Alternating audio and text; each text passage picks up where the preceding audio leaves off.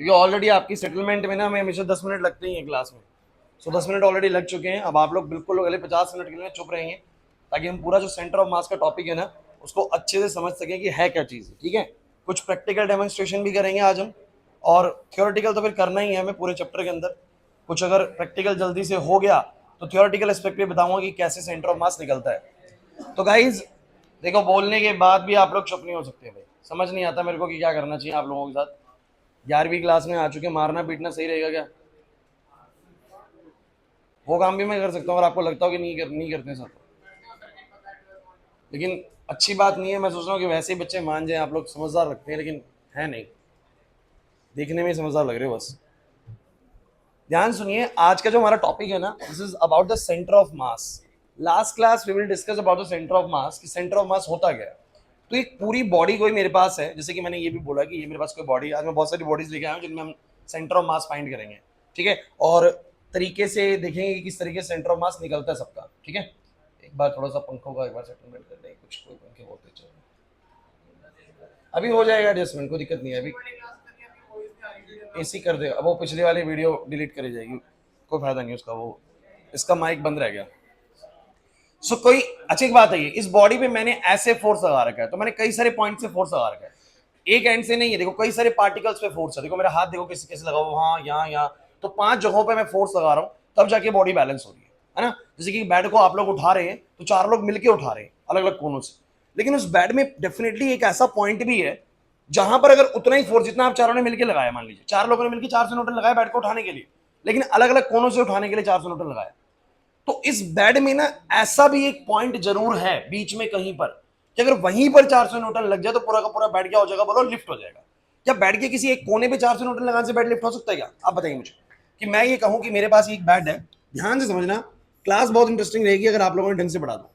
तो बेड के अगर 4 कोने हैं, आप लोग उसके 4 कोने इस तरीके से समझ लीजिए, ऐसे समझ लीजिए। एक तो भाई आपने कहां करा, बोलो, 100 न्यूटन यहां लगाया, 100 न्यूटन यहां लगाया एक आदमी ने, 100 यहां लगाया और 100 यहां लगाया, तो कितने न्यूटन लगा देने से बेड उठ जाता है ये तो पता लग गया, 400 न्यूटन लगा देने से। तो 400 न्यूटन अगर आप लगाएंगे तो बेड क्या हो जाएगा, लिफ्ट हो जाएगा। ये बात तो पता लगी। लेकिन आप मुझे बताओ कि अगर यही 400 न्यूटन अगर आप लोग इस कोने पर लगाएं, सिर्फ किसी एक कोने पर, तो क्या लगता है बच्चों, बेड लिफ्ट हो जाएगा क्या? क्या 400 न्यूटन किसी एक कोने पे लगाने से बेड लिफ्ट हो पाएगा? सर बेड लिफ्ट नहीं हो पाएगा। क्यों नहीं हो पाएगा, बोलो। हाँ भाई, क्यों नहीं हो पाएगा इस केस में बेड लिफ्ट? क्योंकि सर आप एक कोने से जहां से लगा रहे हैं फोर्स, वो उसकी पूरी बॉडी के मास को वहां पर कंसंट्रेट करके नहीं बैठा हुआ, वहां पर सिर्फ उसके कुछ पार्टिकल्स का मास। लेकिन अगर आप ये बात करें कि डेफिनेटली इस बैड के अंदर ना एक ऐसा पॉइंट भी होगा कि अगर मैंने जहां पर, अगर वहां पर मैंने 400 लगा दिया, आप अंदाजे समझिए बीच में कोई एक ऐसा पॉइंट होगा जहां पर मैंने अगर 400 न्यूटन लगा दिया ना, तो ये पूरा बैड लिफ्ट हो जाएगा 400 न्यूटन से। फोर्स की मैं कम नहीं कर रहा, कोई कहेगी सर 100 लगाऊं तो कैसे उठेगा, 400 से बैड लिफ्ट हो रहा था अलग अलग 4 कोनों से, और अकेला एक ऐसा पॉइंट भी इस बॉडी के अंदर है जहां पर 400 लगा दिया जाए तो पूरी बॉडी लिफ्ट हो जाएगी। यहां लगाओगे नहीं होगा, this is not the centre of मास। तो सेंटर ऑफ मास एक ऐसा पॉइंट होता है बॉडी के अंदर जहां पर आप ये मान सकते हैं कि पूरी बॉडी का मास वहां पर कंसंट्रेट। और मैं ऐसा क्यों मान सकता हूं, क्योंकि पूरी बॉडी को मैं अलग अलग जगह से उठाऊं या अकेले वहां से उठा लूं तो पूरी बॉडी बोलो क्या हो जाती है, लिफ्ट हो जाती है। तो ये माना जा सकता है कि सेंटर ऑफ मास किसी भी बॉडी का एक ऐसा पॉइंट होता है जहां पर उस पूरी बॉडी का मास क्या मान सकते हैं, केंद्रित होता है, या वहीं पर ही सारा का सारा मास कंसंट्रेट है। अगर ये बेड 50 किलो का है तो आप मान सकते हैं पूरा 50 किलो यहां पर है, मैं यहां पर भी फोर्स लगा दूं 50 किलो पे तो बॉडी उठ जाएगी, या मैं अलग अलग कोने पे लगाऊं तो उठ जाएगी। समझ में आ गई बात? तो सेंटर ऑफ मास कैसा पॉइंट है, the point in the body where the whole mass of the body is supposed to be concentrated, जहां पर पूरी बॉडी का मास क्या माना जा सकता है, कंसंट्रेटेड माना जा सकता है। अब हर बॉडी का सेंटर ऑफ मास अलग अलग जगह पे होगा। जैसे कि बेड का अपना सेंटर ऑफ मास है, आपको पता है बेड का सेंटर ऑफ मास कहीं के बीच में होगा। आप ऐसे करके बेड को उठाएंगे, मतलब ऐसे उठेगा तो है नहीं, लेकिन जैसे कृष्ण भगवान का आपने सुना होगा ना, वो उन्होंने पहाड़ उठाया था तो कहीं ना कहीं सेंटर ऑफ मास से उठाया होगा, है ना, सेंटर ऑफ मास से उठाया होगा। बीच में कहीं ना कहीं सेंटर ऑफ मास होगा, कोने से उठाएंगे तो गिर जाता, लेकिन बीच में कहीं ना कहीं क्या होगा, सेंटर ऑफ मास, जहां पर पूरे के पूरे पहाड़ का होल मास क्या था, बोलो, कंसंट्रेट था, वहां से उठाएंगे तो बोलो उठ जाएगा। एग्री करते हो कि नहीं करते? तो centre of mass is a very special point in the body, जहां से पूरी बॉडी को बोलो क्या किया जाता है, बोलो लिफ्ट किया जाता है। अब आप मुझे बताओ, जो रेगुलर बॉडीज होती हैं, इस तरह की रेगुलर बॉडीज होती हैं, इनके सेंटर ऑफ मास ढूंढने बिल्कुल आसान सी चीज है। कैसे ढूंढेंगे बताओ सेंटर ऑफ मास का? बताओ। सिंपल है सर, कहीं यहां पर कहीं बीच में कहीं होगा, बीच में कहीं से ये बिल्कुल क्या हो जाएगा, लिफ्ट हो जाएगा बच्चों। ठीक है, जिसका थोड़ा सा बैलेंसिंग बढ़िया होता है ना वो बहुत बढ़िया कर लेता है। ठीक है ना, जैसे कि शौर्य बड़ा बढ़िया इसको घुमा लेता है। कल परसों में देख रहा था। तो इसको अगर आप बीच में से यहाँ से पकड़ेंगे तो इसका कहीं ना कहीं सेंटर ऑफ मास मिल जाएगा। ऐसे ही मैं कई सारी बॉडीज लेके आया हूँ, इस तरह की बॉडी है, इसका अपना सेंटर ऑफ मास होगा, इसका भी अपना सेंटर ऑफ मास होगा। ये कहीं ना कहीं से बैलेंस जरूर ये भी होगी, और आप में से किसी से बैलेंस करवा के देखेंगे थोड़ी देर में कि ये कैसे बैलेंस होता है। बट सेंटर ऑफ मास क्या होता है पहले वो समझना जरूरी है, फिर हम बहुत सारी बॉडीज का सेंटर ऑफ मास आज निकालने की कोशिश करेंगे। सो गाइस, क्या होता है सेंटर ऑफ मास, जल्दी से बताइए, बोलो भाई, समझ में आ रही है बात, क्या होता है बताओ। It is that point in the body where the whole mass of the body is supposed to be concentrated. जैसे आपकी बॉडी का, भैया मेरी बॉडी का 60-70 केजी मास है, अभी 70 केजी मास पूरे में डिस्ट्रीब्यूट है, बट अगर मुझे लिफ्ट करना हो किसी एक ही पॉइंट से, तो मेरी बॉडी में भी एक ऐसा पॉइंट होगा जहां पर उसको सेंटर ऑफ मास कहेंगे, जहां से मैं पूरा 70 केजी एक ही पॉइंट से, बोलो क्या हो सकता हूं, लिफ्ट हो सकता हूं। क्लियर हो रहा है कि नहीं हो रहा? समझो मेरी बात को, मैं क्या कहना चाह रहा हूं। तो इस चीज को समझने के लिए हम कुछ एग्जांपल्स लेते हैं बच्चों, ठीक है? एग्जांपल्स डिस्कस करेंगे तो ज्यादा बेटर समझ में आएगा। चलो आ जाओ। अच्छा, रेगुलर बॉडीज के सेंटर ऑफ मास कैसे निकलते हैं? जैसे ये बॉडीज है, चलो इनसे पहले ना थोड़े जनरल केस डिस्कस करते हैं। आप मुझे एक बात बताओ, अगर मैं कोई, मेरे पास ये ऐसी सिंपल एक रोड है, आयरन रोड है, इसका सेंटर ऑफ मास आपको कहां लगता है, कहां पर होगा बताइए? अरे एक यूनिफॉर्म आयरन रोड है, मतलब कि पूरी, जैसे ये आयरन रोड है ना, इसका सेंटर ऑफ मास कहां पर होगा बताओ जरा। कल हमने लास्ट क्लास करा था। सो इसका बिल्कुल कहां पर होगा, इसके ज्योमेट्रिकल सेंटर पे, यहां पर कहीं सर इसका सेंटर ऑफ मास होगा। यहां पर इसका पूरी बॉडी का मास कंसंट्रेट माना जा सकता है, सीओएम लिख देंगे इसको। क्यों माना जा सकता है? बिकॉज यहां पर कोई एक पॉइंट ऐसा होगा जहां से ये पूरी बॉडी, बोलो क्या हो जाएगी, बैलेंस हो जाएगी। देखो इस तरीके से, ठीक है? यहां पर कहीं पर ये पूरी बॉडी, बोलो क्या हो रही है, बैलेंस हो रही है। Agree or not? इसका मतलब मान सकता हूं कि अगर ये पूरी की पूरी जो रोड है, अगर ये 300 ग्राम की है, तो यहां पर से अगर मैं पूरा उठाऊंगा तो 300 ग्राम पूरा वो बैलेंस हो जाएगा। इसका मतलब होल 300 ग्राम, पूरा का पूरा 300 ग्राम हम मान सकते हैं कि यहां पर बोलो क्या है, कंसंट्रेटेड है। Agree or not guys? बोल सकते हैं या नहीं बोल सकते वाली चीज? ठीक है। अब आपसे मैं एक सवाल पूछता हूं, अगर मैं इस रॉड के इस तरफ किसी एक तरफ को मास हैंग कर दूं, कोई एक मास में इसमें क्या कर दूं, इंसर्ट कर दूं, तो आप मुझे बताइएगा क्या सेंटर ऑफ मास अपनी ही जगह पर रहेगा? अगर मैं, ये मेरे पास है यहां पर, और मैं इधर कोई एक वेट हैंग कर दूं, इस तरीके से एक एक्स्ट्रा वेट यहां पर हैंग कर दूं, या इस तरीके से नहीं करते हैं, थोड़ा चेंज करते हैं, यहां पर ऐसे करके मैंने कोई वेट हैंग कर दिया। अब आपको क्या लगता है जहां सेंटर ऑफ मास था क्या वहीं रहेगा? इससे तुम्हें सेंटर ऑफ मास की एक बड़ी इंपॉर्टेंट प्रॉपर्टी पता लगेगी। अगर मैंने इस तरफ एक बॉल लगा दी, इसको मैं, देखो पहले का सेंटर ऑफ मास मैंने मार्क कर रखा है, देखो ये रहा, दिख रहा है आप लोगों को? ये रहा, ये ब्लैक से है, ब्लैक से मैंने पॉइंट कर रखा है इसको। और अगर मैं इधर एक बॉल इंसर्ट कर देता हूं इस तरीके से, तो कुछ तो वजन है, हालांकि हल्का है बहुत, लेकिन कुछ वजन तो है। क्लियर है? ऐसे है। एक और लगा देते हैं ताकि थोड़ा सा हमारे को और बढ़िया क्लैरिटी आ जाए इसके ऊपर।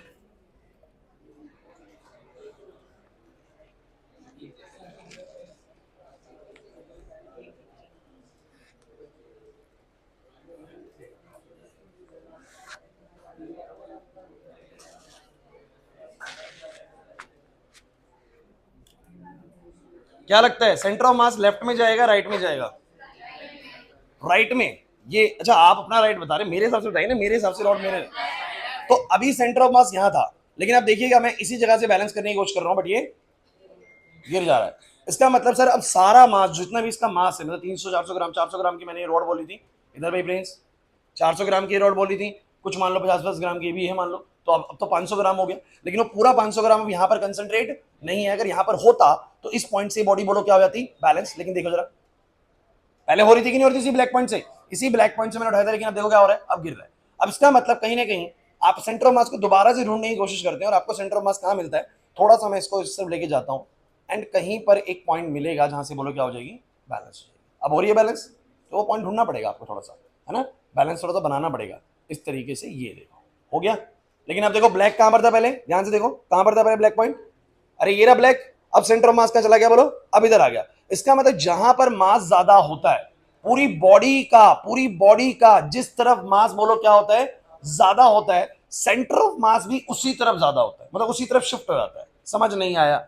अगर मान लीजिए गाड़ी है, सपोज करते हैं, इसको प्रैक्टिकल एग्जांपल से रेट करते हैं, एक गाड़ी है, तो उस गाड़ी का ज्यादा मास कहां पर होता है, इंजन पे होता है या लोअर बेसमेंट में होता है? ऊपर मास नहीं होता, बिकॉज गाड़ी के ऊपर तो भैया बीच में तो पूरा का पूरा चैम्बर खाली होता है ना, सारा मास कहां पर होता है, लोअर पार्ट में होता है। तो आप मुझे बताइए गाड़ी का जो सेंटर ऑफ मास होता है वो जनरली कहां पर होता होगा? अगर मैं आपको एक गाड़ी बना के दिखाऊं, तो ये कोई गाड़ी है, ध्यान देना बच्चों, ये कोई गाड़ी है, इस गाड़ी का सेंटर ऑफ मास, आप जरा गाड़ी तो छोड़ लेंगे, तो छोड़ो, ये गाड़ी आपकी सेंटर ऑफ मास जनरली कहां पर होगा? बिल्कुल बीच में होगा, थोड़ा नीचे होगा सर, क्योंकि इस गाड़ी का जो अपर पोर्शन है ना वो ज्यादातर खाली है, हवा है बीच में, या फिर थोड़ी बहुत ऊपर एक छत है बस। लेकिन ज्यादा से ज्यादा वेट कहां पर है बोलो? यहाँ पर इंजन है, यहाँ पर इंजन है, नीचे चेसी वगैरह, भाई काफी सारा मटेरियल नीचे ही लगा हुआ है, टायर भी नीचे ही है, तो ज्यादा से ज्यादा वजन कहां पर है बोलो? नीचे की साइड। तो बीच में ना मिलकर सेंटर ऑफ मास कहां मिलेगा? थोड़ा सा नीचे की साइड में मिलता है। मैं इसका भी आपको रीजन दूंगा कि गाड़ियों का सेंटर ऑफ मास ज्यादा नीचे क्यों बनाया जाता है, ये बड़ा इंपॉर्टेंट एस्पेक्ट है, डिस्कस करेंगे थोड़ी देर में। लेकिन आपको ना इस वाली बात से क्या समझ में आना चाहिए, सेंटर ऑफ मास हमेशा किसी भी बॉडी का किस तरफ होता है? जहां पर उसका हैवियर पार्ट होता है, जहां पर उसका बोलो क्या होता है? अगर यूनिफॉर्म बॉडी है तो बिल्कुल सेंटर में मिल जाएगा, और अगर कहीं पर हैवियर है, कहीं पर लाइटर है, तो जिस तरफ हैवियर पार्ट है वहां की तरफ बोलो क्या होगा? सेंटर ऑफ मास होगा। नहीं है बात समझ में? तो एक बड़ी इंपॉर्टेंट मैं यहां पर लाइन मेंशन कर सकता हूं, एक बड़ी इंपॉर्टेंट चीज मैं लिख सकता हूं, बोलो क्या? If mass of the body is, बोलो क्या? Uniformly distributed. अगर मास कैसा डिस्ट्रीब्यूट है बोलो? यूनिफॉर्मली डिस्ट्रीब्यूटेड है, then the centre of mass of body is at its geometrical centre. तो जो सेंटर ऑफ मास है बॉडी का बोलो वो कहां पर होगा? उसके ज्योमेट्रिकल सेंटर पे होगा। अरे यार नहीं आ रहा समझ में। बट अगर हम क्या बोलेंगे? If the mass of body is not uniform, लेकिन अगर बॉडी का मास यूनिफॉर्म नहीं है, then the centre of mass बोलो किस तरफ आएगा बोलो? Lies nearer to the heavier part of the body. अरे यार तुम्हें समझ में नहीं आया, ये जो बातें मैंने आपको बोली, मैंने पहले रॉड को बिना बॉल लगाए ना पता तो बिल्कुल बीच में मिला था, क्योंकि मास हर जगह पे एक जैसा था, तो बिल्कुल बीच में बैलेंस होगी। लेकिन जैसे ही मैंने एक तरफ हैवियर पार्ट करा वहां पर बैलेंस ना होके उसके थोड़ा सा लेफ्ट में बैलेंस हुई। ये चीजें प्रैक्टिकली आप लोग बचपन से करते आ रहे हो, ये सब बच्चों को पता है। मैं कह रहा हूं, मैं 7वीं 8वीं क्लास के बच्चे से पूछूंगा ना, बच्चों पहले यहाँ पर बैलेंस हो रही थी, अब बताओ यहाँ बैलेंस होगी, यहाँ पर, वो भी जानता है कि यहाँ से बैलेंस नहीं होगा, उसको सर को इधर लेके जाना पड़ेगा, क्योंकि चीजें हम प्रैक्टिकली बचपन से करते आ रहे हैं, है कि नहीं बताओ जरा। तो ये आपको समझ में आ गया, इसका कुछ और बड़ा इंपॉर्टेंट यूज करेंगे थोड़ी देर में हम। तो ये वाली बात आपको लगता है कि क्लियर होती है? पक्की बात है। चलिए एक और बात मैं समझाने की कोशिश करता हूं। मान लो कि यहां भी 2 बॉल हैं और हम इधर भी 2 बॉल लगा देते हैं, फिर क्या होगा? इजी इजी है, जल्दी जल्दी बोलो यार, जल्दी जल्दी बताओ। आशीष, अगर इधर भी 2 बॉल हैं और उधर भी 2 बॉल हैं तो बताओ। ये तो आसान है, चिंता मत करिए, इसके बाद बहुत बढ़िया बढ़िया एक्सपेरिमेंट आने वाले हैं। लेकिन ये क्यों बता रहा हूं थोड़ी देर में तुम्हें समझ में आने वाला है, इसका भी कुछ रीजन है बताने का।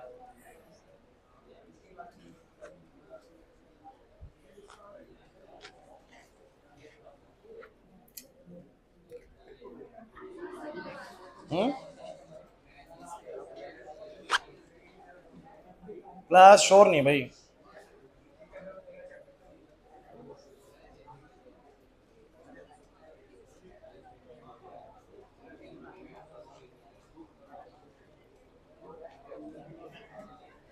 चलो एक बात बताओ, यहां भी 2 बॉल हैं, यहां भी 2 बॉल है, इस तरीके से। अब तो बैलेंस बिल्कुल सेंटर में हो जाएगा। फिर देखो सेंटर में बिल्कुल बैलेंस हो गया, बहुत बढ़िया तरीके से बैलेंस हो गया, मास बढ़ने लगा तो क्लियर है। जितना मास बढ़ेगा उतना जल्दी बैलेंस होने लगेगा। क्लास इधर विशेष। अब लेकिन मैं आपको एक बात बताना चाहता हूँ, जैसे कि अभी बॉडी है, अब समझने की कोशिश करना, मैं थोड़ा सा इनको नजदीक करता हूँ, तो कुछ बहुत बहुत इंपॉर्टेंट चीज होगी, इसलिए ढंग से सुनना, क्योंकि इससे हम कुछ समझेंगे अपनी बॉडी को लेके भी। यहाँ पर इनको नजदीक कर देना थोड़ा सा।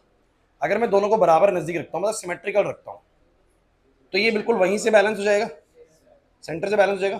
थोड़ा बहुत हो सकता है सिमेट्रिकल ना हो, अभी इस तरफ ज़्यादा जा रहा है, थोड़ा सा इसको भी नजदीक कर देते हैं। अब देखिए हो रहा है, हो रहा है बिल्कुल। अब आप मुझे बताइए, जैसे कि आप अपनी बॉडी को समझिए, अब ध्यान देना भाई, मेरी बॉडी पूरी, अब इसका कहीं ना कहीं एक सेंटर ऑफ मास है, ठीक है, ठीक है, सेंटर ऑफ मास है। अब समझना मेरा, अगर मैं अपनी बॉडी का कोई भी हिस्सा थोड़ा दूर की तरफ लेके जाऊंगा, जैसे कि इसको मैं उधर की तरफ लेके जाऊंगा, हाँ भाई इधर देखो, अगर मैं इसको उधर लेके जाऊंगा, आशीष आइए एक बार, इसको उधर की तरफ शिफ्ट कर, मैं इसको यहां से पकड़े रखूंगा, इस वाली सिस्टम को उधर की तरफ शिफ्ट कर दो, थोड़ा और, थोड़ा और, थोड़ा और, थोड़ा और, बस बस बस बस बस, छोड़ दो। अब क्या ये यहां से बैलेंस होगा? अब आप बताओ मुझे, अब बैलेंस नहीं हो रहा? नहीं हुआ ना? अगर बराबर दूरी पे है, मतलब सिमेट्रिकल है, अभी मैं कैसे खड़ा हूं बोलो? अभी मैं कैसे खड़ा हूं, सिमेट्रिकल। मेरी बॉडी का सेंटर ऑफ मास कहां पर होगा, बिल्कुल बीच में मान लीजिए यहाँ पर, है ना। अब बिल्कुल आप नाभि में मान लीजिए ना, तो यहां पर कहीं पर बोलो क्या है, सेंटर ऑफ मास है। समझिए बच्चों, अरे क्लास, अगर मैं इसको अपनी बॉडी के किसी भी पार्ट को मैं एक तरफ शिफ्ट करूंगा तो मेरा सेंटर ऑफ मास देखो वहीं तरफ शिफ्ट हो जाएगा। अगर मेरे देखो ये बॉडी यहां पर बराबर थी, ये बराबर थी, समझिए बात को, तो बिल्कुल बीच में था। अगर मैंने इसको इस तरफ शिफ्ट करा तो मेरा सेंटर ऑफ मास, इस वाली रॉड का सेंटर ऑफ मास देखो कहां चला गया, थोड़ा सा लेफ्ट में चला गया। जिस तरफ मैंने बॉडी को शिफ्ट करा उसी तरफ मेरा लेफ्ट भैया, जिस तरफ मैंने बॉडी को शिफ्ट करा उसी तरफ थोड़ा सेंटर ऑफ मास खिसक गया। बोलो खिसक गया कि नहीं खिसक गया, देखो जरा सेंटर ऑफ मास थोड़ा सा लेफ्ट में आ चुका है। अरे हुआ कि नहीं हुआ, समझ में नहीं आ रहा सर, होगा कि नहीं होगा ऐसा। तो मेरी बात को समझने की कोशिश करना, यहां पर मैं आप लोगों को बताता हूं कि होगा क्या। अब ये मैंने आपको क्यों बताया, पहले आपको ये समझ में आया कि सर अब सेंटर ऑफ मास यहां लाई ना करके, बोलो कहां लाई कर रहा है, थोड़ा सा राइट में लाई कर रहा है, बिल्कुल सेंटर में लाई नहीं कर रहा अगर मैंने बॉडी वेट यहां पर कर दिया है। Agree or not. अब अगली बात समझिए बच्चों, कल मैं आप लोगों से एक बात कर रहा था कि कोई भी इंसान अगर सीधा खड़ा है तो उसका सेंटर ऑफ मास बिल्कुल बीच में। अब आप बस मुझे ये बताने की कोशिश करना, अगर मैं अपने पैर को ऐसे उठा के लेफ्ट में लेके जाऊंगा तो मेरा सेंटर ऑफ मास यहां से हटेगा कि नहीं हटेगा, तुम मुझे बस इतना बताओ। मेरा सेंटर ऑफ मास अभी यहां पर है क्योंकि मैं ऐसे खड़ा हूं, गाइस ध्यान देना, मेरा सेंटर ऑफ मास अभी यहां पर है क्योंकि मैं ऐसे खड़ा हूं, बिल्कुल बीच में है ना। लेकिन जैसे मैं अपने पैर को, लेफ्ट पैर को उठाऊंगा, इस तरीके से बाहर की तरफ लेके जाऊंगा, ऐसे करके लेके जाऊंगा, तो मेरी बॉडी का सेंटर ऑफ मास शिफ्ट होगा कि नहीं होगा, बस इतना बताओ मुझे। और ये अब आपको डाउट नहीं होना चाहिए इसके ऊपर, क्योंकि मैंने आपको प्रैक्टिकली करके दिखा दी चीज। तो अगर बच्चों कोई इंसान इस पोजीशन में सीधा खड़ा हुआ है, ध्यान देना बच्चों, इस पोजीशन में सीधा खड़ा हुआ है, अरे ध्यान देना यार, बड़ा इंटरेस्टिंग चीज है अगर ध्यान से समझोगे तो इसका सेंटर ऑफ मास यहां पर कहीं है और ये इसका, पैर भी मिला देते हैं बिल्कुल, ए क्लास बोर्ड पे, तो इसका सेंटर ऑफ मास बिल्कुल यहां पर कहीं है मान लेते हैं।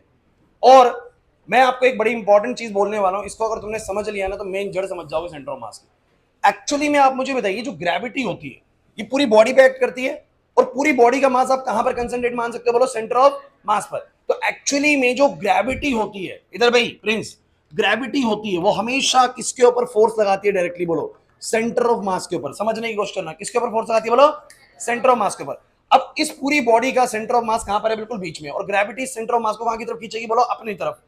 और अगर नीचे सपोर्ट है, क्योंकि आपके पैर है यहां पर, तो भैया आप नीचे नहीं जा पाओगे। थोड़ा लॉजिकली सोचने की कोशिश करना, मेरी बॉडी का सेंटर ऑफ मास यहां पर है, ग्रेविटी ने सेंटर ऑफ मास को कहां की तरफ खींचा, बोलो नीचे की तरफ। और नीचे की तरफ खींचा, लेकिन नीचे मेरे पैर है भैया, मेरे पैरों ने उसको जाने से रोक लिया, बैलेंस कर दिया फोर्स को, तो मैं यहां पर खड़ा रहूंगा।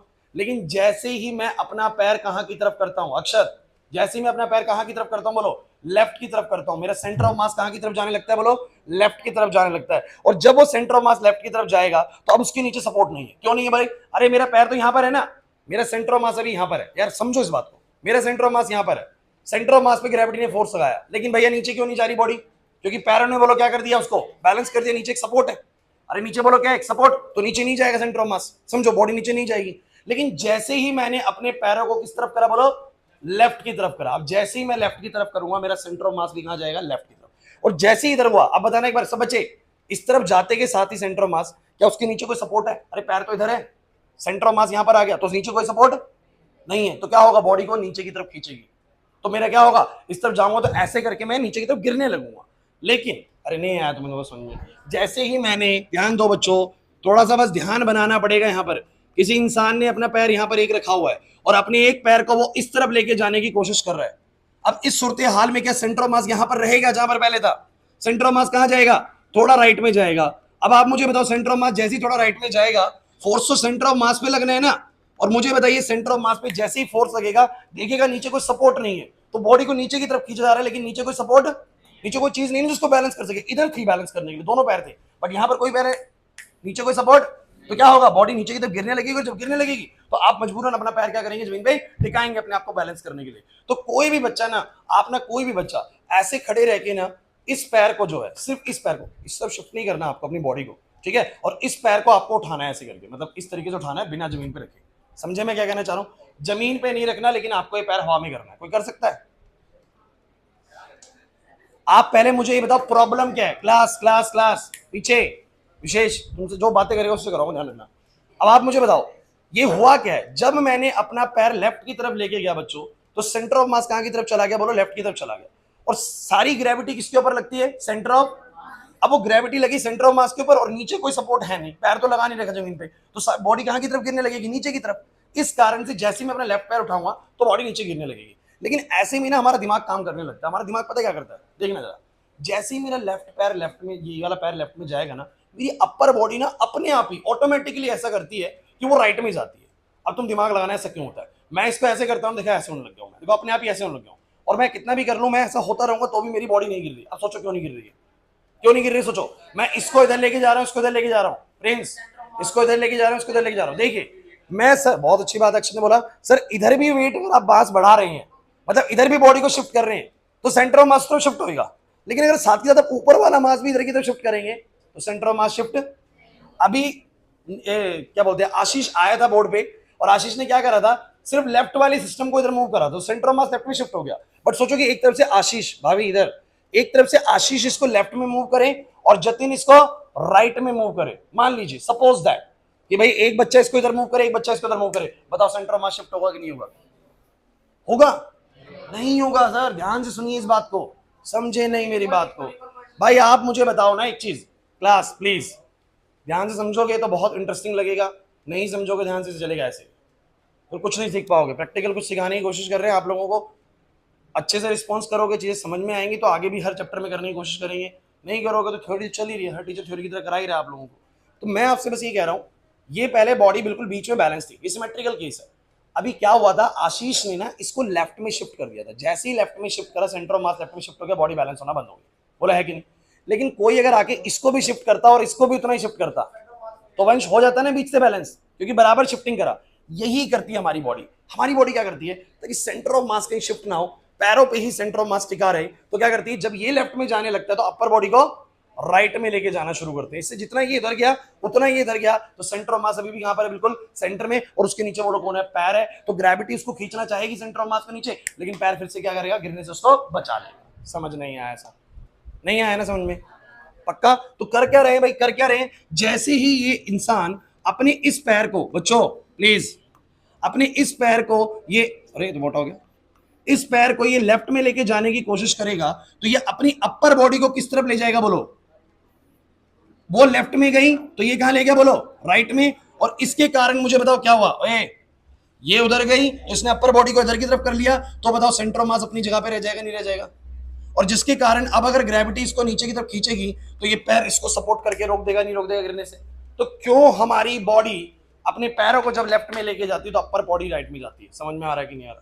ताकि सेंटर ऑफ मास बीच में रह जाए और ये वाला पैर उस सेंटर ऑफ मास को बैलेंस कर दे ताकि वो नीचे ना गिरे। क्लियर होता है कि नहीं होता? लेकिन अगर मैं इसको राइट में लेके नहीं गया तो क्या होगा, ये लेफ्ट में जाएगा, मेरी बॉडी के सेंटर ऑफ मास जैसे इस तरफ खिसकेगा उसके ऊपर फोर्स लगेगा नीचे की तरफ और ग्रेविटी इसको नीचे खींचेगी तो मैं गिरूंगा। नहीं आ रही मेरी बात समझ में? पक्की बात है? तान्या को समझ में नहीं आया? सबको क्लियर हुआ कि नहीं हुआ? अच्छा, इसमें एक ट्विस्ट और है, आप लोग मुझे बताइए कि ऐसा भी है कि अगर मैंने इस पैर को, अगर मैंने इस पैर को इस तरफ इतना लेके गया, मान लीजिए कि मैं अपने पैर को यहां से थोड़ा ज्यादा दूर लेके गया हूं, लेकिन आपने देखा कि अपर बॉडी को मैं बस थोड़ा ही लेके जाता हूं, इसको मैं ज्यादा दूर लेके जाता हूं और अपर बॉडी को थोड़ा लेके जाता हूं, ऐसा क्यों?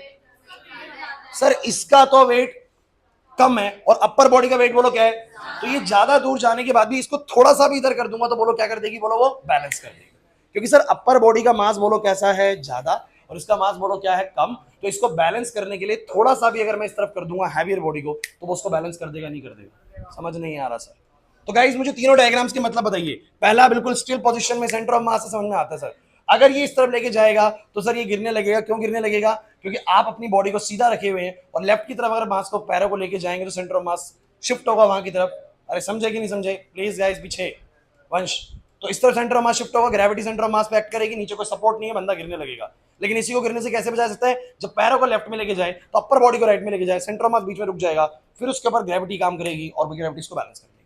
क्लियर हुआ कि नहीं हुआ? नीचे सपोर्ट है। अरे क्लियर हुआ कि नहीं हुआ? अब वो जो एक्सपेरिमेंट आप लोग करते हैं, कौन सा, दीवार के साथ में खड़े होके करते हो ना ट्राई, आ जाते हैं जल्दी से, आ जाओ, आ जल्दी कर, आ जा जल्दी कर, आओ आओ जल्दी आओ।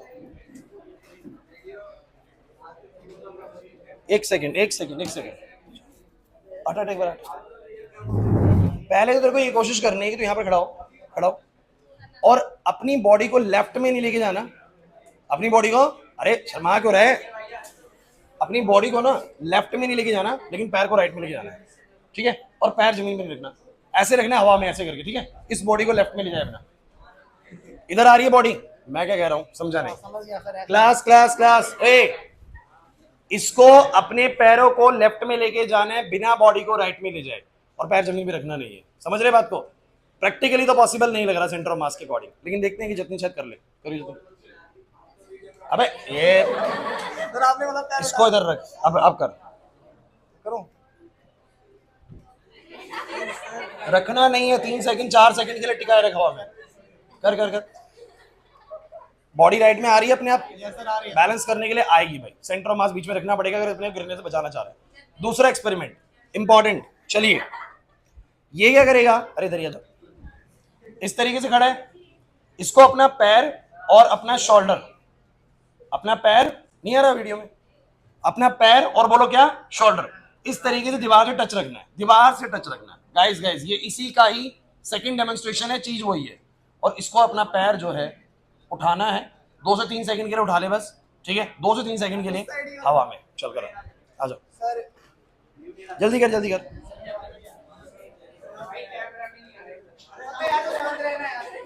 ले अब आ जाएगा कैमरे में, चल अब कर, अरे चल अब कर ले, 2-3 जल्दी कर दे, हमारे पास टाइम नहीं है।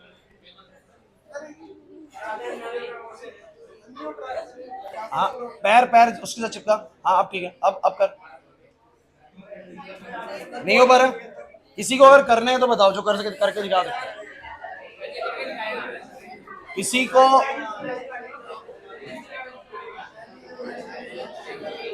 अरे सेंटर ऑफ मास कहाँ, अच्छा एक बताइए, कौन बच्चा एक्सप्लेन करेगा ऐसा क्यों नहीं हो पा रहा, ऐसा क्यों नहीं हो पा रहा कि इसको हवा में रख सके? क्योंकि देखिए बच्चों, ए क्लास प्लीज, अभी सिखाया है कि अगर कोई पैर लेफ्ट में जाएगा तो बैलेंस रखने के लिए बॉडी को राइट में जाना पड़ेगा, तभी सेंटर ऑफ मास बीच में रह पाएगा और एक पैर पे टिक पाएगा। Agree or not? लेकिन यहां मैंने दीवार रख दी, दीवार कर दी।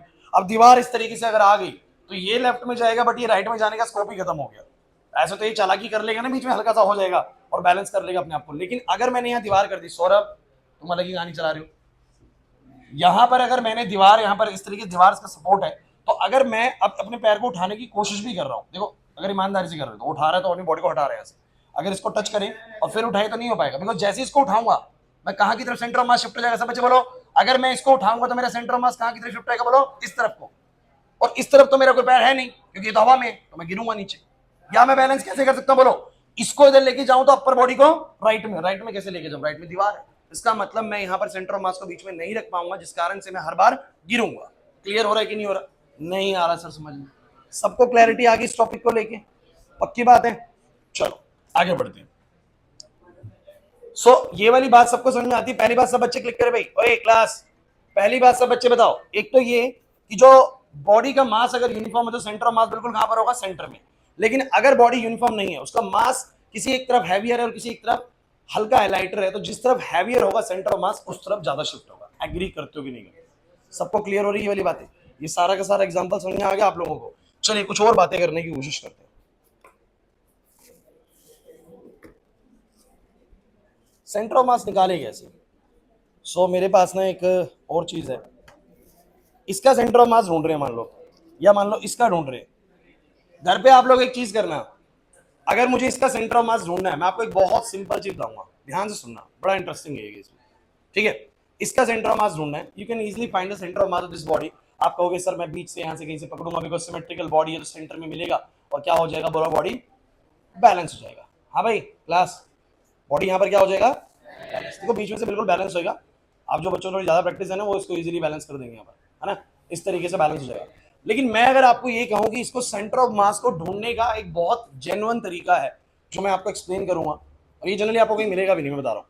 तो ध्यान से इसको देखना कि कैसे किसी बॉडी का सेंटर ऑफ मास हम ढूंढ सकते हैं बहुत इजीली। आप जो सुनना क्या तरीका है, आपके पास ये बॉडी है, मैंने थोड़ी देर पहले कहा था कि ग्रेविटी हमेशा किस पे एक्ट करेगी? बोलो सेंटर ऑफ मास पे। अब क्या करिए, इस बॉडी के ऊपर ना कहीं पर भी एक कील गाड़ दीजिए, इस तरीके से गाड़ दी, और एक धागा ऐसे हैंग कर दीजिए इसके ऊपर, ठीक है? कंडीशन ये कि धागा बिल्कुल सीधा रहे इसके ऊपर, इस तरीके से ऐसे कहीं पर भी मतलब टच में रहे उसके, तो जैसे टच होगा बिल्कुल सीधी लाइन आती है आगे। भाई दिख रहा है आप लोगों को, सब बच्चों को? तो हो क्या रहा है मैं आपको बताता हूं। आप इस बॉडी को फ्रीली छोड़ दीजिए, क्लास प्लीज, इस बॉडी को बिल्कुल आप क्या कर दीजिए? बोलो बिल्कुल फ्रीली छोड़ दीजिए। तो आपका धागा ना एक लाइन से जा रहा होगा, जा रहा होगा, नहीं जा रहा होगा, वो लाइन सब बच्चों को दिख रही है, बिल्कुल डायगनली जा रही है। कैसे जा रही है बोलो? तो उस लाइन को आप लोग ड्रॉ कर लेंगे, और उसको मैंने ऐसे ड्रॉ कर लिया। सपोज दैट क्लास बोर्ड पे थोड़ा टेढ़ी मेढ़ी हो सकती है, तो हमने इसको डायगनली ड्रॉ कर लिया।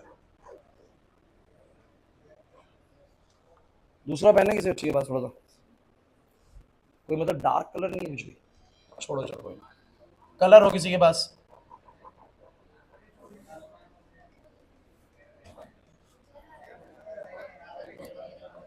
जेल पेन है देना।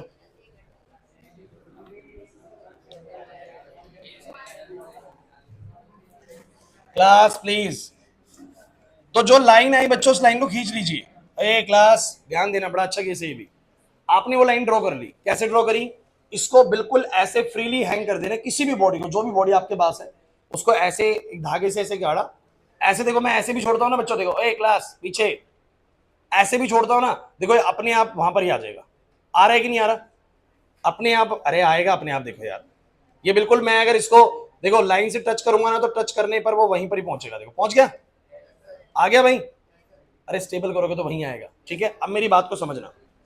अब इसी कील को हटाओ और इस बॉडी के किसी भी पॉइंट पे जहां आपका दिल करे, जरूरी नहीं है कि सिर्फ ये वाला पॉइंट, आप इस बॉडी के किसी भी पॉइंट पे, हाँ भाई इधर प्रिंस, किसी भी पॉइंट पे, सपोज मैं यहां कर रहा हूं, आप कहें सर यही वाले पॉइंट्स क्यों, आप कोई और पॉइंट क्यों नहीं ले रहे? मैं कोई और पॉइंट भी लूंगा थोड़ी देर में, आप बस पहले एक बार समझिए। ये वाला पॉइंट अगर मैंने लिया और लो मैंने यहां पर कील गाड़ दी, तो अब लाइन देखना फिर से कहां से पास होगी। लाइन, ये धागा टच होना चाहिए आपकी इस बॉडी से। जैसे ही टच हो रहा है, बोलो बिल्कुल डायगनली आ रहा है कि नहीं आ रहा? अरे आ रहा है कि नहीं आ रहा? क्योंकि अगर आप इसको ऐसे भी लेके जाएंगे ना, थोड़ी देर बाद जैसे इसको फ्रीली छोड़ेंगे, देखो अभी एक्सटर्नल फोर्स इस हाथ का आ रहा है, छोड़ दीजिए इसको, छोड़ दीजिए, एक्सटर्नल फोर्स मत लगाइए इसके ऊपर। तो देखो जरा कहां पर आ रहा है, बिल्कुल आ रहा है उसी लाइन पे। तो इस लाइन को भी ड्रॉ कर दीजिए। थोड़ा बहुत आगे पीछे हो सकता है पॉइंट, क्योंकि मैं स्केल का इस्तेमाल नहीं कर रहा हूं बच्चों। ठीक है, अब ये वाला पॉइंट मेरे को क्या मिल गया बोलो? जहां पर ये लाइनें कटे वो पॉइंट बोलो क्या होगा? सेंटर ऑफ मास। कोई दिक्कत नहीं है, एक काम करो, कहीं और टांगते हैं। आप कहेंगे सर यहां भी मत टांगो, आपने यहां टांगो बीच में, थोड़ा और कोई अलग पॉइंट लो, ले लेंगे अलग पॉइंट। चलो ये लो, और देखते हैं कि अगर सेंटर ऑफ मास वहीं है तो ये भी वहीं से पास होना चाहिए, तो इसको भी हैंग कर देते हैं ऐसे। और बॉडी के साथ टच जरूर रखना है, बॉडी के साथ टच जरूर रखना है। ये मतलब धागा बॉडी के साथ टच हो जाए, उस पॉइंट पे बात कर रही है। कहां से जा रहा है, किसी को दिख रहा है भाई? दिख रहा है आप लोगों को? तो बॉडी को किसी भी पॉइंट से हैंग कर ले, हमेशा जो ये धागा है कहां से पास होगा? उसके सेंटर ऑफ। और जब मैं कहीं से भी कई जगहों से हैंग करूंगा इसको, तो हर बार वो सेंटर ऑफ मास से पास होगा, तो वो जो इंटरसेक्शन पॉइंट्स आएंगे वही बोलो क्या होगा? सेंटर ऑफ मास होगा। समझो मेरी बात। होता क्या है ना, ये बॉडी अगर आपकी ऐसे है ना, मतलब कि मान लीजिए आपने यूं रखी हुई है, अब सेंटर ऑफ मास आपका ऐसे, तो वो सेंटर ऑफ मास के ऊपर क्या लगाएगा बोलो? फोर्स लगाएगा। और सेंटर ऑफ मास में फोर्स लगेगा, सेंटर ऑफ मास कहां जाएगा? नीचे। नीचे जाने लगेगा, नीचे जाने लगेगा, ऐसे जाने लगेगा, ऐसे जाने लगेगा, ऐसे करके रुक जाएगा। क्यों रुक जाएगा? बिकॉज इसी लाइन में ऊपर बोलो क्या लगा हुआ है? सपोर्ट लगा हुआ है। क्या लगा बोलो? इस तरफ जब ये बॉडी ऐसे है, दिमाग लगाओ यार, ऐसे बॉडी है, अब बताओ सेंटर ऑफ मास कहां पर है सब बच्चे? वहां पर है। और सपोर्ट कहां पर है बोलो? यहां पर है। तो वहां पर सेंटर ऑफ मास पे जैसी ग्रेविटी का फोर्स लगेगा, वो उसको नीचे खींचेगी, और नीचे खींचेगी तो ना नीचे सपोर्ट ना ऊपर सपोर्ट, तो वो नीचे जाएगी। लेकिन जैसे ही वो लाइन में सेंटर ऑफ मास इस लाइन में आता है, अब उसको नीचे खींचने की कोशिश करती है, लेकिन इसके जस्ट ऊपर बोलो क्या होता है? सपोर्ट होता है। तो वो बॉडी नीचे, समझ ही नहीं आ रहा सर ये क्या चीज है? ध्यान से समझो क्या चीज है। आप लोग चलो एक सिंपल सी बात करो, वो सारी चीज छोड़ो जो मैंने अभी बताई, थोड़ा कॉम्प्लेक्स है। आप लोग बस इतना समझो कि किसी भी बॉडी का अगर मुझे सेंटर ऑफ मास नापना, तो क्या तरीका है? उस बॉडी में किसी भी पॉइंट पे आप कील गाड़िए, इस तरीके से एक धागा टांगिए, और वो धागा जिस भी लाइन से पास करो, एक लाइन ड्रॉ कर लो, फिर उसी कील को किसी और पॉइंट पे टांगिए। बोलो कहां टांगो? यहां टांग लो। चलो यहां टांग लो। देखो ए क्लास प्लीज, यहां टांग लो। अब देखो जैसी धागा इससे टच होगा, देखो कहां से पास हो रहा है? हो रहा है उसके सेंटर ऑफ मास से। मैंने स्केल का इस्तेमाल भी नहीं किया, बट फिर भी बहुत एक्यूरेट आ रहा है। और यही पॉइंट बोलो इस बॉडी का, बोलो क्या हो जाएगा? सेंटर ऑफ मास हो जाएगा। समझ में आ रहा है कि नहीं आ रहा? अरे यार नहीं आ रहा समझ में। देखो मैंने उधर ही टिकाया हुआ है, बिल्कुल वहां पर क्या आ गया? Centre of mass. That will be the geometrical centre of this body. नहीं आई ना बात समझ में? अच्छा, इस बॉडी का सेंटर ऑफ मास निकाल पाओगे? प्रोसीजर बताओ कैसे यूज करोगे? अच्छा कहां लगता है इसका सेंटर ऑफ मास? कहां पर होगा? कहां पर होगा? बाहर। क्या ये बॉडी बैलेंस ही नहीं होगी इसके किसी भी पॉइंट से? मुझे तो लगता है हो जाएगी। कहीं ना कहीं लग रहा है सब बच्चों को कि बीच में यहां पर कहीं, देखो मेरे को मिल गया पॉइंट, है ना? यहां पर कहीं पर है ना? एक बार चेक कर लेते हैं। अगर आपको लगता है कि बाहर होगा तो बाहर भी हो सकता है, ये बात भी मैं सिखाऊंगा आपको, लेकिन आज शायद नहीं हो पाएगा वाला पॉइंट। कहां पर करूं? कहीं पर भी, जहां तुम्हारा मन करे वहां पर इसमें होल कर दो। लो भाई, कर दिया होल? Class please. चलो, ये थोड़ी सी बॉडी ना हमारी थोड़ी गड़बड़ भी है, इसमें थोड़ी सी यूनिफॉर्म नहीं है उतनी ज्यादा, लेकिन फिर भी रिजल्ट्स काफी हद तक ठीक आएंगे। चलो क्लास, क्या सिखाया है मैंने आप लोगों को? जब भी कोई बॉडी को फ्रीली हैंग करोगे तो सेंटर ऑफ मास जस्ट उस लाइन में ही आएगा। तो इसका मतलब अभी सेंटर ऑफ मास कहां पर है बताओ जरा? इसी धागे वाली लाइन पर कहीं सेंटर ऑफ मास है, तो टच करना चाहिए बिल्कुल, इसको टच कर दो। मैंने बोला ना थोड़ी सी बॉडी खराब है ये वाली। चलो, अब है भाई लाइन ये? अरे यार नहीं समझ में आ रहा, तो लाइन को ड्रॉ कैसे करें? एक पॉइंट कहीं से लगा लेते हैं, फिर अंदाजे से बना लेंगे। कोई दिक्कत? ठीक है भाई? अरे यार समझ नहीं आ रहा, तो ये लाइन कहीं पर ऐसे जाएगी, ऐसे जाएगी। स्केल नहीं यूज कर रहे हैं, कोई दिक्कत नहीं है, लेकिन आगे इसी लाइन पे कहीं ना कहीं सेंटर ऑफ मास है। अब वो यहां भी हो सकता है, यहां भी, यहां भी, यहां भी, यहां भी। दूसरी लाइन जहां से पास होगी वो भी कहां से पास होगी? Centre of. तो पक्का वो जहां पर भी इसको इंटरसेक्ट करेगी भाई, बोलो क्या होगा? Centre of. क्योंकि दोनों के लिए एक चीज सेम है, वो क्या है? बोलो सेंटर ऑफ मास। तो आप इसको कहीं और हैंग करो, कहीं और हैंग कर लो, जहां तुम्हारा दिल करे। बोलो कहां करूं? यहां कर लूं या कोने पे करनी है? नीचे वाले पे कर लेंगे, कोई दिक्कत नहीं। कर दिया क्लास? ये टच होना चाहिए धागा इसको, तब कर गया टच? अरे हो गया कि नहीं हो गया? समझ नहीं आ रहा सर। टच कर रहे हैं? लाइन ड्रॉ करो। थोड़ा सा मुश्किल है अकेले के लिए करना। सो यहां पर कहीं ना कहीं मैंने लाइन ड्रॉ करी, and hair somewhere here is the centre of मास। तो यहां पर कहीं ना कहीं सेंटर ऑफ मास, सिंपल सी बात है। अगर आप इसको देखेंगे ऐसे करके बैलेंस करके, तो ये बैलेंस भी होगा। लेकिन अब मेरे लिए वैसे ढूंढना बहुत मुश्किल है, लेकिन मेरे को वैसे मिल जा रहा है पॉइंट ना, इस तरीके से मुझे सेंटर ऑफ मास मिल जा रहा है। देखो बिल्कुल मैंने वहीं पर हाथ रखा हुआ, कि सोचो कहीं तो रखा हुआ है, मेरे को तो पता भी नहीं कहां पर सेंटर मास है, लेकिन मैंने उसी जगह पर इसको बैलेंस करा, तो सेंटर ऑफ मास बैलेंस होगा कि नहीं होगा? अरे नहीं आया समझ। तो किसी भी एक अननोन बॉडी का सेंटर ऑफ मास कैसे नापोगे बच्चों? कुछ क्लियर हुआ कि नहीं हुआ? नहीं आया समझ। तो प्रैक्टिकली बस कुछ नहीं करना, किसी आदमी का नापना, आदमी को मत लटका देना, लेकिन वैसे ही पढ़ लेना कि कहां पर होता है। समझ में आ रही बात? कहीं ऐसे करके लटका दिया, यहां से रस्सी आ रही है, लाइन खींचो, फिर यहां से खींचो। समझ में आ रहा है कि नहीं आ रहा? आदमी को नहीं, बच्चे को तुम लटका दोगे इस चक्कर में सेंटर ऑफ मास नापने। तो मेरी बात समझिए, सेंटर ऑफ मास आप लोगों को ये वाली बात भी क्लियर होगी। और समझिए एक और चीज समझाता हूं, बड़ी इंपॉर्टेंट चीज है ये भी। गाड़ियों को लेके थोड़े बॉयज ज्यादा इंटरेस्ट लेते हैं, तो उस पर भी एक बात करते हैं। आप मुझे बताइए, आपने बचपन में एक चीज करके देखी होगी, दिखाता हूं क्या। ये पेन है, अगर मैं इस पेन में ऐसे एक रबड़ गाड़ दूं, आप जरा मुझे बताना, ये एक तरबूज गाड़ देते हैं एक डंडे में ना, एक डंडे में ना ऐसे करके एक तरबूज ऊपर गाड़ दिया। ओए इधर भाई, ऐसे डंडे में ऐसे करके तरबूज गाड़ दिया ऊपर, ठीक है? वाटरमेलन है ये। ओए क्लास, और एक केस में वाटरमेलन ऐसे है और ऐसे डंडे को गाड़ा है। अब आप मुझे बताइए स्टेबिलिटी किस केस में है? किस केस में ऐसा है कि ये सिस्टम गिरेगा नहीं? किस केस में सिस्टम नहीं गिरेगा? जल्दी बताओ भाई। केस नंबर 1 और केस नंबर 2। तो केस नंबर 2 आपको लगता है सर ज्यादा स्टेबल है, ज्यादा, और ये वाला बोलो क्या है? ये कम स्टेबल है भैया, ये गिर जाएगा, पक्का गिरेगा, ये आप लोगों को पता है। अब इसका कारण क्या है? आप मुझे बताओ इधर भाई साक्षी, अगर ये सिंपल रोड होती तो इसका सेंटर मास बिल्कुल बीच में होता, लेकिन आपको पता है कि इस पूरे की पूरी बॉडी का ना मास में यूनिफॉर्मली डिस्ट्रीब्यूट नहीं है। किसी एक तरफ बॉडी बोलो क्या है? हैवियर है, और किसी एक तरफ बोलो क्या है? लाइटर है। इधर भाई रियान, जिस तरफ बॉडी हैवियर होगी सेंटर ऑफ मास भी, तो मुझे तुम सब बच्चे बताओ इस पूरी बॉडी का सेंटर ऑफ मास कहां पर होगा? ऊपर की तरफ। अरे बड़ा इंटरेस्टिंग केस है यार, बीच में क्यों नहीं आएगा बोलो? अरे अभी तो सिखाया था, जिस तरफ बॉडी का हैवियर पार्ट होता है सेंटर ऑफ मास भी उसी तरफ होता है बोलो। तो इस बॉडी का सेंटर ऑफ मास कहां पर है बोलो? ग्राउंड से सेंटर ऑफ मास कहां पर है बोलो? काफी ऊपर है। और इस बॉडी का सेंटर ऑफ मास बिल्कुल बीच में ना मिलकर थोड़ा सा नीचे मिलेगा। तुम्हें समझ ही नहीं आ रहा क्या कहना चाह रहा हूं? प्रिंस बात समझ आ रही है? अगर ये सिर्फ रोड होती तो बिल्कुल बीच में मिलता, बट इस रोड की एक तरफ वाटरमेलन लगा हुआ है, तो जिस भी तरफ वाटरमेलन लगा हुआ है उसी तरफ बोलो क्या हो जाएगा? सेंटर ऑफ मास हो जाएगा। मैंने बोला ना मेरे पास ये है, अब मैं यहाँ वाटरमेलन लगा दूं तो बीच से बैलेंस होना होगा, जिस तरफ वाटरमेलन है उसी तरफ से बैलेंस होगा। Agree or not? तो मुझे तुम ये बताओ, इनमें से ज्यादा स्टेबल सिस्टम कौन सा बोलो? सेकंड वाला। तो कहते हैं कि जिन बॉडीज का सेंटर ऑफ मास, ये बहुत इंपॉर्टेंट चीज है कारों को बनाने को लेके, जिन बॉडीज का सेंटर ऑफ मास ग्राउंड की तरफ होगा, नीचे की तरफ होगा, वो ज्यादा स्टेबल सिस्टम होगी। मतलब मैं ये बोलूंगा, if the body is more stable if its centre of mass is at low height from the ground, from the, भाई मुझे समझ में नहीं आ रहा, आपको बातें करने की क्या जरूरत पड़ रही है? जैसे कि ये वाटरमेलन तो नहीं है, रबड़ जरूर है हमारे पास, ऐसे सिस्टम देखो कैसे हो रहा है। थोड़ा सा हालांकि पेन बहुत बड़ा है इसलिए बैलेंसिंग थोड़ी सी मुश्किल पड़ रही है, लेकिन हो रहा है। और अगर मैं ऐसे करूँ तो किसी भी तरीके से बैलेंस होने का चांस नहीं है। तो इसका मतलब जिन भी बॉडीज का सेंटर ऑफ मास ग्राउंड के नजदीक होता है, मतलब कम हाइट पे होता है, वो ज्यादा स्टेबल होती है, और जिनका सेंटर ऑफ मास थोड़ा ऊपर होता है वो कम कम स्टेबल होती है। इसलिए आप मुझे बताइए, रोड पे चलती हुई गाड़ी ज्यादा स्टेबल है, ट्रक ज्यादा स्टेबल है? अब गाड़ी क्या होती है, गाड़ी की हाइट कुछ इस तरीके से बनाई जाती है, ध्यान से देखना भाई क्लास, गाड़ी की हाइट कुछ ऐसी बनाई गई है, और जो ट्रक की हाइट है वो कैसी बनाई गई है बोलो? ट्रक थोड़ा सा इससे ऊंचा बनाया गया। अब आप मुझे बताओ, इसका सेंटर ऑफ मास कहीं यहां पर कहीं लाई करेगा, और ऐसा भी क्यों कि बिल्कुल बीच में लाई नहीं कर रहा, क्योंकि सर गाड़ी का ज्यादा से ज्यादा मास कहां पर, ऐसा नीचे है। अपर पोर्शन तो खाली होता है ना, हवा होती है बीच में, तो ऊपर बस एक छत लगी हुई है, सारा मास कहां पर है बोलो? नीचे। तो गाड़ी का सेंटर ऑफ मास कहां लाई करेगा? बिल्कुल सेंटर बॉडी से भी कहां लाई करेगा? नीचे। तो जितना ज्यादा नीचे सेंटर ऑफ मास होता है, बॉडी बोलो क्या होती है, उतनी ज्यादा स्टेबल। तो गाड़ी स्टेबल रहेगी। तो गाड़ी का ज्यादा से ज्यादा वजन कहां पर बनाया जाता है बोलो? नीचे।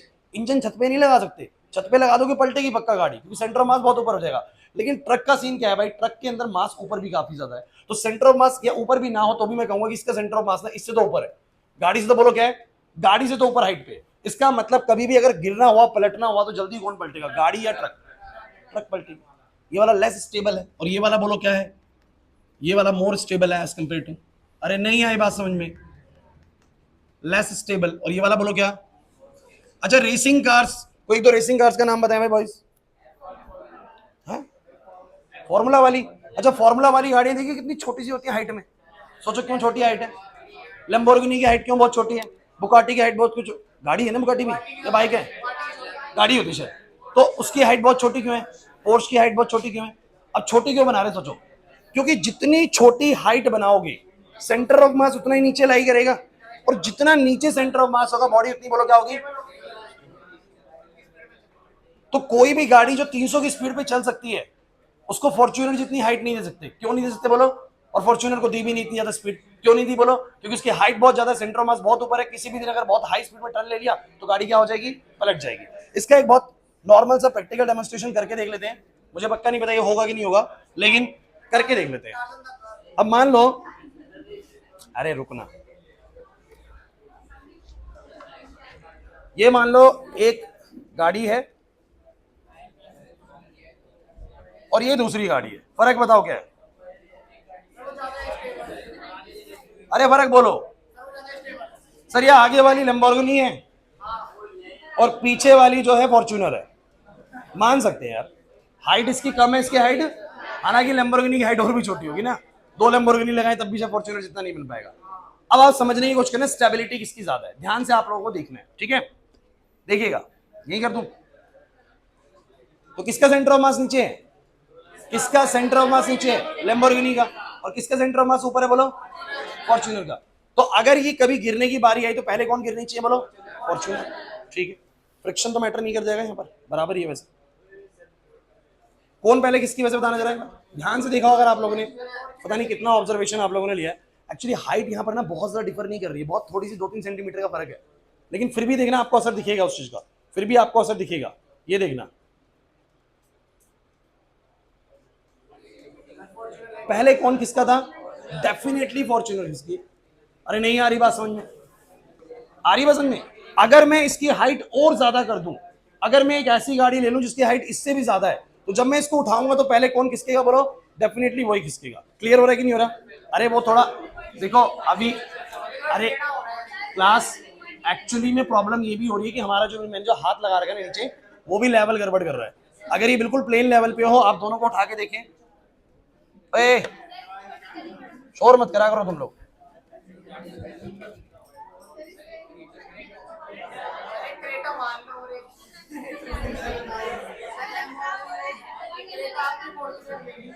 अभी साथ में गई है, हाँ बोलो, इसको ऐसे कर लूं, गिरी गया वेरी गुड भाई, बहुत बढ़िया। अरे क्लास अब देख लो, अब ठीक है, अब इसको हमने ट्रक जैसा बना दिया है, अब फॉर्च्यूनर भी नहीं है, ठीक है। और अब देखो, अब हमें देखो, ओए क्लास प्लीज, देखो ओए बच्चों, देखो पहले गड़बड़ क्यों हो रही थी आपको सोचना चाहिए। देखो पहले गड़बड़ क्या हो रही है, एक तो लेवल बढ़िया नहीं है, दूसरी बात दोनों सर्फेस का फ्रिक्शन भी शायद सेम, कहीं पर थोड़ा खुरदरापन हो सकता है, कहीं पर नहीं हो सकता, ठीक है। हमने बिल्कुल प्लेन नहीं करा हुआ, सब बराबर नहीं करा हुआ। अब लेकिन हाइट का इतना डिफरेंस है कि सेंटर ऑफ मास अब बहुत मैटर करेगा, पहले बहुत थोड़ा सा डिफरेंस था। अब अगर आप देख रहे हैं ना, देखो अगर अब आप देखते हैं तो अब पहले कौन गिर रहा है, नहीं आया ना समझ में। लेकिन लैम्बोर्गिनी देखो, लैम्बोर्गिनी बहुत लेट गई है। अरे कोई नहीं आया समझ में, अरे समझ आया कि नहीं आया। तो जिन बॉडीज का, बच्चों प्लीज ओए क्लास, जिन बॉडीज का सेंटर ऑफ मास जितना नीचे होता है उतनी ज्यादा वो क्या होती है, स्टेबल होती है। क्लियर हुआ कि नहीं हुआ। और एक और चीज है, अगर आप बेस की भी बात करें ना, जिसका देखो बेस कम होता है बच्चों, जिसका बेस कम होता है और किसी का बेस ज्यादा होता है, आप इससे भी अंदाजा लगा सकते हैं। बेस ज्यादा है नीचे का तो स्टेबिलिटी ज्यादा होगी, और बेस कम होगा तो स्टेबिलिटी कम होगी। देखो जिसका बेस कम है वो जल्दी लुढ़कता है भैया, समझने की कोशिश करना इस चीज को, मैं इसको भी समझा देता हूं क्लास। जिसका बेस नीचे का बोलो क्या है, कम है, उसकी स्टेबिलिटी बोलो क्या है, कम है। आपको बिल्डिंग खड़ी कर रहे हैं तो सबसे मजबूत क्या होना चाहिए, बोलो बेस। और बेस जितना चौड़ा होगा ना, बिल्डिंग उतनी ज्यादा बोलो क्या होगी, स्टेबल होगी। तो किसी भी बिल्डिंग का जब भी कोई बिल्डिंग बनाई जाती है तो जो इंजीनियर होते हैं ना, सबसे ज्यादा मास कहां की तरफ रखते हैं, नीचे की तरफ। क्लियर हो रहा है कि नहीं हो रहा। अरे नहीं यार बात समझिए, अगर बुर्ज खलीफा बनाया गया तो उसका जो मास होगा ज्यादा से ज्यादा बोलो कहां पर होगा, नीचे की तरफ। उसका वेट बोलो कहां की तरफ होगा। दूसरी बात मैं आपको बताता हूं क्लास, सेंटर ऑफ मास जितना नीचे उतनी ज्यादा बोलो क्या, स्टेबिलिटी। दूसरी चीज मैंने बोली, बेस जितना बड़ा उतनी बड़ी बोलो क्या, स्टेबिलिटी। इसका एक उदाहरण बहुत सिंपल सा ही है, आप ऐसे खड़े हुए हैं तब ज्यादा स्टेबल है, तब आपको कोई गिराएगा तो तब बच जाएंगे, या जब आप ऐसे खड़े हुए हैं तब आप बचने के चांसेस ज्यादा है। आप समझिएगा मैं क्या बोल रहा हूं वंश। मैं इस तरीके से खड़ा हूं और मुझे कोई धक्का दे दे तो शायद मैं जल्दी गिर जाऊंगा, लेकिन जब मैं ऐसे खड़ा होता हूं तो शायद मेरे को धक्का दे मैं इतनी जल्दी।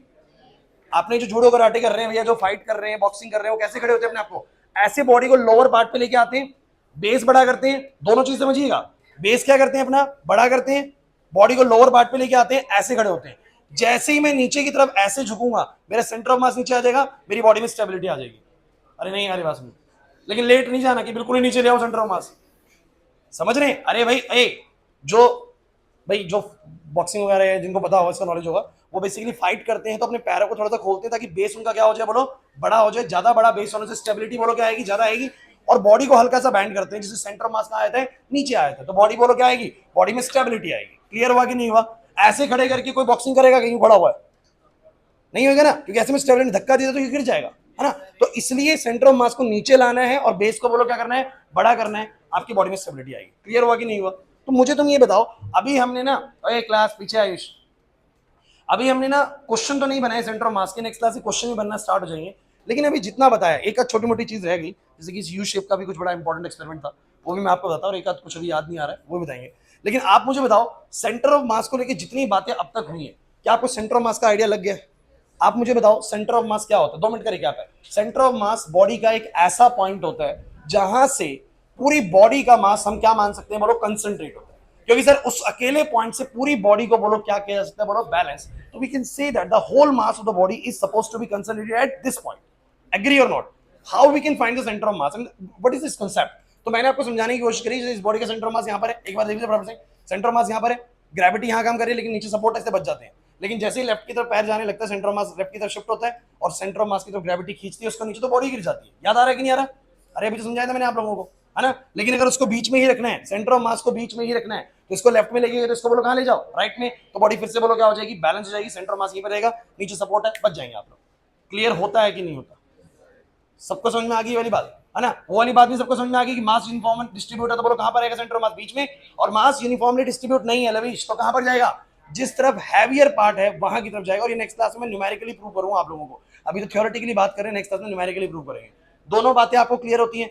तो गाड़ियों का सेंटर ऑफ मास नीचे क्यों है, क्योंकि सर गाड़ियों का ज्यादा से ज्यादा मास कहां की तरफ है, लोअर बॉडी में। अपर बॉडी में मास, तो सेंटर ऑफ मास कहां पर होगा, नीचे। और ये बात मैंने आपको अगले पेज में सिखाने की कोशिश करी कि जितना सेंटर ऑफ मास नीचे होता है, स्टेबिलिटी उतनी बोलो क्या होती है, ज्यादा होती है। तो ये वाली बॉडी में देख लीजिए, ये गिरेगा नहीं, वो गिरेगा, क्योंकि इसका सेंटर ऑफ मास नीचे, उसका सेंटर ऑफ मास बोलो क्या है, ऊपर। इसी कारण से ट्रक कार से जल्दी पलट जाते हैं, क्योंकि उनका centre of mass higher height पे होता है। क्लियर हुआ या नहीं हुआ आप लोगों को, मुझे बताइए।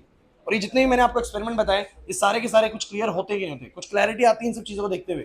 तो प्रैक्टिकल लाइफ में सेंटर ऑफ मास बहुत ज्यादा यूज होने वाली चीज है। क्लियर हो रहा है कि नहीं हो रहा? और एक जाते जाते एक बड़ा इंपॉर्टेंट मैं आपको वैल्यू बताता हूं, आप लोग मुझे बताओ, अगर एक तरफ सोचना है ये चीज, एक तरफ अर्थ और एक तरफ मून को ऐसे बांध दिया जाए, सोचो किसी रॉड से, तो आपको क्या लगता है कि ये दोनों कहां से बैलेंस होंगे? अर्थ की साइड से। देखो बच्चों, अर्थ ना इतनी ज्यादा भारी है ना, कहते हैं इतनी ज्यादा भारी है मून के कंपैरेटिवली, कि इसके बीच में ना आप ना कहीं पर भी रखोगे ना तो भी बैलेंस नहीं हो पाएगी, अर्थ हमेशा इसको गिरा देगी ऊपर की तरफ। एक्चुअली में इनका सेंटर ऑफ मास ना अर्थ के अंदर लाई करता है। कहां लाई करता है बोलो? मतलब अंदर जाके कहीं पर उठाना पड़ेगा, तब जाके वो चीज इसको बोलो क्या कर पाएगी, बैलेंस कर पाएगी। मेरी बात समझो, बीच से तो क्यों नहीं हो सकता बोलो? क्लास क्लास क्लास, बीच से क्यों नहीं हो सकता? Because earth is much much heavier than the moon, तो बीच से कभी नहीं हो सकता। एक बहुत बस वैसी मतलब ऐसी एक क्वेश्चन है, वैसे कभी आएगा नहीं ये चीज, लेकिन सोचने वाली बात है कि अगर एक तरफ अर्थ को बांधे और एक तरफ मून को बांधे और फिर किसी रॉड की थ्रू उसको बैलेंस करने की अगर कोशिश करते हैं तो क्या बीच से बैलेंस हो पाएगा? नहीं सर, क्योंकि अर्थ बहुत हैवियर है। तो बच्चे कहेंगे सर अर्थ की तरफ नजदीक जाना पड़ेगा, लेकिन मैं कह रहा हूं कि आप अर्थ के बिल्कुल सर्फेस तक आ जाइए, जो बाउंड्री आपकी यहां पर भी आ जाइए, यहां से भी रखिए फिर भी गिर जाएगा, बिकॉज अर्थ उससे बहुत ज्यादा भारी है। तो उसका सेंटर कहां पर मिलेगा? उसका सेंटर ऑफ मास कहां मिलेगा? अर्थ के अंदर, बिकॉज यहां से बॉडी कनेक्ट है उसके सेंटर तक। तो इसका सेंटर ऑफ मास कुछ यहां कहीं मिलता है, यहां कहीं अंदर की तरफ मिलता है, कहते हैं इनसाइड द बॉडी मिलता है, इनसाइड द अर्थ बॉडी। समझ नहीं आ रही वाली बात? ये बस नॉलेज के लिए, बस एक थोड़ा इंटरेस्टिंग फैक्ट बताने के लिए बताया मैंने, और कोई पर्पस नहीं है इसका। लेकिन तुम मुझे ये बताओ, सेंटर ऑफ मास कुछ क्लियर हुआ या नहीं हुआ? पक्का फिनिश करें? कल मिलते हैं, जाओ।